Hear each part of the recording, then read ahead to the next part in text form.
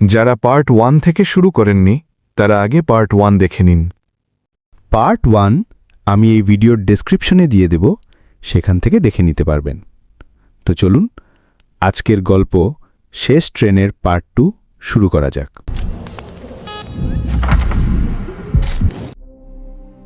রাত আরও গভীর। আকাশের মেঘ যেন জমে আছে কালো পাহাড়ের মতো। চাঁদ নেই, শুধু শীতল বাতাসে পাতা কাঁপছে। রাহুল দরজার ভেতরে দাঁড়িয়ে। পুরনো জমিদার বাড়ির অন্ধকার তাকে একেবারে গিলে নিচ্ছে। দেয়ালে মশাল জ্বললেও কোনো আলো ছড়িয়ে পড়ছে না, যেন মশাল কেবল ছায়ের মতো জ্বলছে, কিন্তু তার শিখা নেই। তার চোখ আবার পড়ল সেই ছবির দিকে, জমিদারের মুখ, একেবারে তার মতো। রাহুল হঠাৎই ঘেমে উঠল, বুক ধরফর করছে। না, এটা মায়া, এটা মিথ্যে, সে বিড়বিড় করে বলল। কিন্তু তার পিছনে কে যেন ফেসফেস করে উঠল। তুই মিথ্যে ভাবিস কেন? এই বাড়ির প্রতিটি ইট তোর নাম জানে, প্রতিটি ছায়া জানে তুই সেই জমিদার। রাহুল পিছন ফিরে তাকালো। শূন্য অন্ধকারে দাঁড়িয়ে আছে কয়েকজন মানুষ। তাদের শরীর পোড়া, চামড়া গলে ঝুলে পড়েছে, চোখ নেই, শুধু ফাঁকা গহ্বর। তারা একসাথে বলল, আগুনে পোড়ানো হয়েছিলাম আমরা, তুই দিয়েছিলি আগুন। রাহুল মাথা নেড়ে উঠল। না, আমি নই, আমি রাহুল, আমি শুধু এখানে এসে আটকে গেছি। একটা গর্জন শোনা গেল। বাড়িটার মেঝে যেন কেঁপে উঠল। দেয়ালে ঝোলানো ঘড়ি হঠাৎ বেজে উঠল ঠক ঠক ঠক করে। কিন্তু সময়ের কাঁটা চলছে উল্টো দিকে। মেয়েটি যে গ্রামে তাকে প্রথমে থামিয়ে দিয়েছিল, সে আবার হাজির হলো। তার ঠোঁটে সেই শীতল হাসি। বলেছিলাম না, এই গ্রামে সময় চলে না, এখানে সবাই আগের জীবন নিয়েই আটকে থাকে, তুইও। রাহুল দৌড় দিল ভেতরের করিডোর ধরে। কাঠের মেঝে ভাঙা ভাঙা, প্রতিটি পায়ে চলার সঙ্গে সঙ্গে নিচে থেকে করুণ আর্তনাদ ভেসে আসছে, যেন নিচে কবরের মধ্যে কেউ হাত বাড়িয়ে ধরছে। একটা ঘর পেল সে, দরজা ভাঙা, ভেতরে পুরনো কাগজের স্তূপ, ধুলোর গন্ধে শ্বাসরুদ্ধ। রাহুল কাগজগুলো উল্টে পাল্টে দেখতে লাগলো। একটা ডায়েরি, পাতাগুলোতে লেখা, আজ গ্রামবাসীরা আবার বিদ্রোহ করেছে। জমিদার মহাশয়ের আদেশে তাদের ঘরে আগুন লাগানো হলো। কেউ বাঁচতে পারবে না, এটাই শাস্তি। রাহুলের হাত কেঁপে উঠল। ডায়েরির শেষে লেখা, আমি জানি আমি একদিন আবার ফিরে আসব, এবং তখন আমাকে মরণ সাপ ভোগ করতে হবে। পাতার নিচে নাম খোদাই করা, রাহুলেশ্বর রায়। রাহুল স্তব্ধ হয়ে গেল। এই নাম, এই মুখ, এই ইতিহাস সব মিলেই যেন প্রমাণ করছে সেই জমিদারের পুনর্জন্ম। হঠাৎ ডায়েরির পাতাগুলো নিজে থেকে ছিঁড়ে লুটতে লাগলো। আকাশ থেকে কালো ধোঁয়া নেমে এসে ঘর ভরে ফেলল।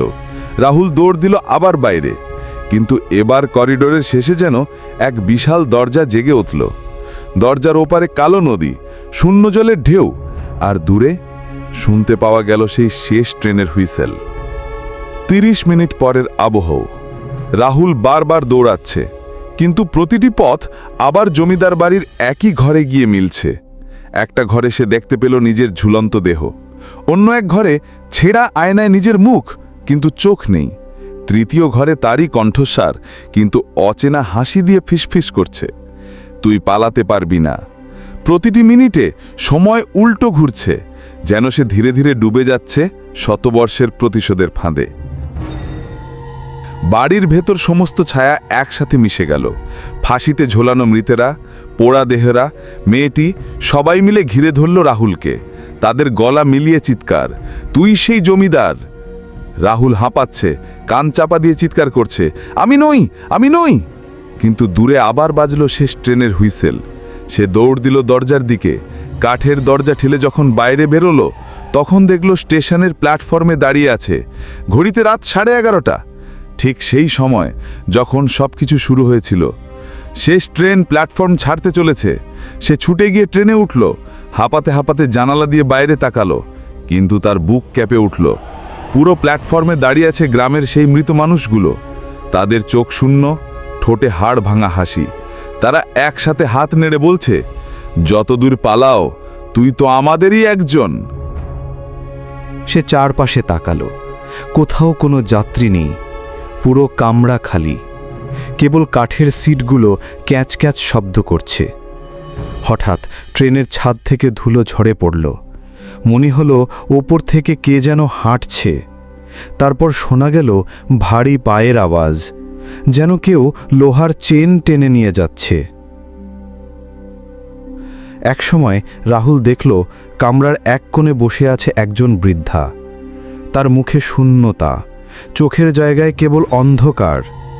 বৃদ্ধা ধীরে ধীরে বলল, এই ট্রেন থেকে কেউ নেমে যেতে পারে না, তুই শুধু বারবার ফিরবি একই জায়গায়। তারপর আরও কয়েকজন হাজির হলো। একজন মাথাহীন লোক, এক মহিলা যার বুক পুড়ে গেছে, আর এক বাচ্চা যার শরীর ভাঙা। তারা সবাই ধীরে ধীরে সিটে বসে পড়ল। তাদের কণ্ঠ মিলল, আমরা সবাই এই ট্রেনের যাত্রী, তুইও। কামরার ভেতর হঠাৎ জানালাগুলো বদলে গেল আয়নায়। রাহুল নিজের প্রতিফলন দেখতে পেল, কিন্তু প্রতিবার প্রতিফলন ভিন্ন। একবার সে জমিদারের পোশাকে, হাতে তরবারি, অন্যবার রক্তমাখা পোশাকে, আর একবার সে ফাঁসিতে ঝুলছে।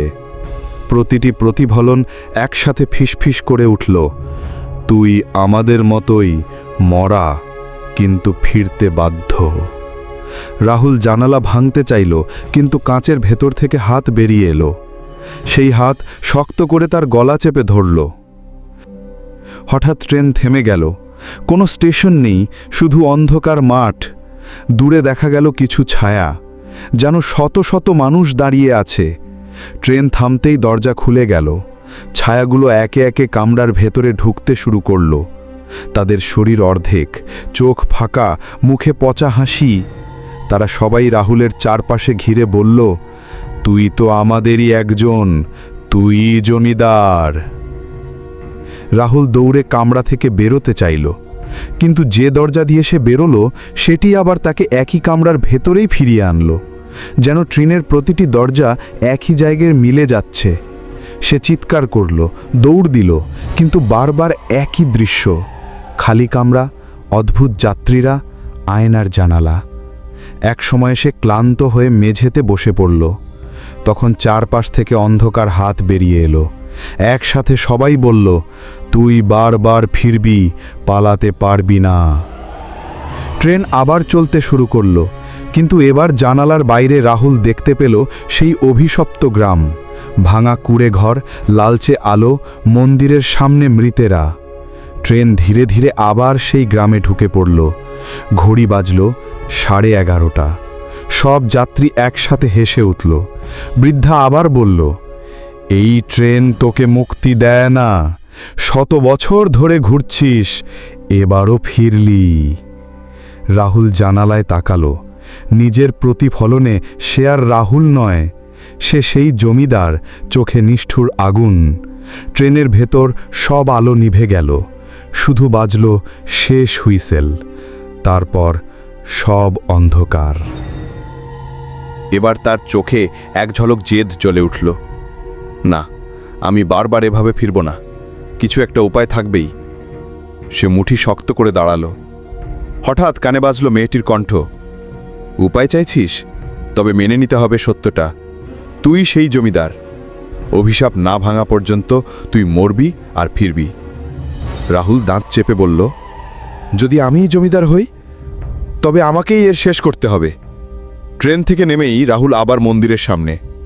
ঝুলন্ত মৃতেরা তাকে ঘিরে ধরল। তাদের চোখের ফাঁকা গহ্বর থেকে কালো ধোঁয়া বেরোচ্ছে। একসাথে তাদের কণ্ঠ, 100 বছর আগে তুই আমাদের ঘর জ্বালিয়ে দিয়েছিলি, এবার আমরা তোর আত্মা জ্বালাবো। রাহুল চিৎকার করে উঠল, হ্যাঁ, আমি সেই জমিদার, কিন্তু আজ আমি সব ঠিক করব। এই স্বীকারোক্তির পর হঠাৎ মাটির নিচ থেকে আগুন বেরোতে লাগল। পুরো গ্রাম লালচে আগুনে আলোকিত হলো। মেয়েটি আবার সামনে এলো, তার ঠোঁটে শীতল হাসি, চোখ ফাঁকা। সে বলল, 100 বছরে কেউ সত্য স্বীকার করেনি, তুই করেছিস, তাই মুক্তির পথ খোলা। কিন্তু মুক্তি সহজ নয়। রাহুল কাঁপতে কাঁপতে জিজ্ঞেস করল, আমাকে কি করতে হবে? মেয়েটি বলল, যেখানে সব শুরু হয়েছিল সেই জমিদার বাড়ির ভেতরে আগুন জ্বালাতে হবে, তোর আত্মাকে ছাই করে দিতে হবে, তবেই এই চক্র ভাঙবে। রাহুল দৌড়ে গেল ভগ্নপ্রায় জমিদার বাড়ির দিকে। প্রতিটি জানালা থেকে ফিসফিসানি ভেসে আসছে। দেয়ালে ঝোলানো জমিদারের ছবি থেকে সেই একই মুখ তাকিয়ে হাসছে। কিন্তু এবার রাহুল ভয় পেল না। সে ভেতরে ঢুকে কিরোসিন ছড়িয়ে দিল প্রতিটি ঘরে। তারপর একটি মশাল ধরালো। আগুন মুহূর্তেই বাড়ির প্রতিটি কোণ গ্রাস করল। চারদিকে মৃতদের আর্তনাদ ভেসে উঠল।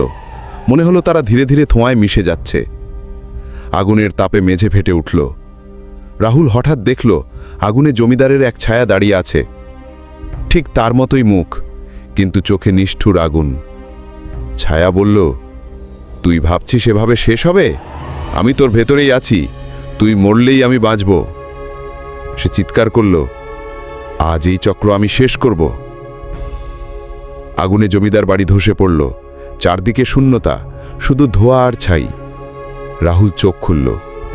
সে দেখল সে আবার রেল স্টেশনে দাঁড়িয়ে আছে, কিন্তু এবার স্টেশন ফাঁকা। কোনো মৃত মানুষ নেই, কোনো অদ্ভুত আলো নেই।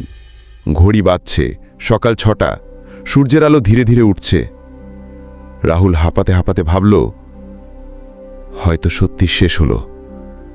কিন্তু ঠিক তখনই দূর থেকে ভেসে এলো সেই পরিচিত শব্দ, শেষ ট্রেনের হুইসেল। রাহুল ঘুরে তাকালো।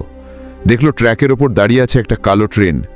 কোনো যাত্রী নেই, কিন্তু দরজা খোলা। আর ভেতর থেকে ফিসফিস করে ভেসে এলো কণ্ঠ, শেষ হয়নি, অভিশাপ চক্রে থাকে। তুই হয়তো পালালিস, কিন্তু পরের জন আসছে। ট্রেন ধীরে ধীরে অন্ধকারে মিলিয়ে গেল। রাহুল কাঁপতে লাগল। তার হাতের তালুতে তখনও আগুনের দাগ। হাতের মুঠোয় জমিদারের ছেঁড়া ডায়ারি, চোখে অদম্য দৃঢ়তা। সে জানে এই ট্রেনে উঠলেই আর ফেরা নেই, কিন্তু আর দেরি করা যাবে না। রাহুল নিজেকে বলল, যদি আমি মরিও, তবে অন্তত এই অভিশাপ শেষ করতে হবে। ট্রেনের কামরায় ঢুকতেই বাতাস জমাট বাঁধল। হাজারো মৃতেরা ফিসফিস করতে লাগল, তুই জমিদার, তুই আমাদের কষ্টের দায়ী। রাহুল চিৎকার করল, না, আমি জমিদার নই, আমিও তোমাদের মতোই শিকার, কিন্তু আজ আমি তোমাদের মুক্তি দেব। হঠাৎ ট্রেনের মেঝে থেকে আগুন বেরোলো। মৃতেরা ঝাঁপিয়ে পড়ল তার দিকে, কিন্তু রাহুল পিছু হটল না। সে ডায়ারির পাতা আগুনে ছুঁড়ে মারল। ডায়ারির প্রতিটি লাইন যেন আগুনে গর্জে উঠল, অভিশাপ, রক্ত, শাস্তি। শব্দগুলো ছাই হয়ে গেল। জমিদারের ছায়া সামনে এসে দাঁড়ালো। তার চোখে আগুন জ্বলছে। সে গর্জে উঠল, তোকে ছাড়ব না, তুই আমার উত্তরাধিকার। রাহুল শেষ শক্তি দিয়ে চিৎকার করল, আমি কারো উত্তরাধিকার নই, আমি শুধু চাই মুক্তি, আমারও, তোমাদেরও। সে মশালটা ছুঁড়ে দিল কামরার মাঝে। আগুন মুহূর্তেই ছড়িয়ে পড়ল। কামরার কাঁচ ভাঙল, ধোঁয়া আকাশে উঠল। এক এক করে সব মৃতেরা আগুনে ভস্ম হয়ে মিলিয়ে গেল। জমিদারের ছায়া আর্তনাদ করতে করতে ছাই হয়ে গেল। ট্রেনের গর্জন মিলিয়ে গেল শূন্যে।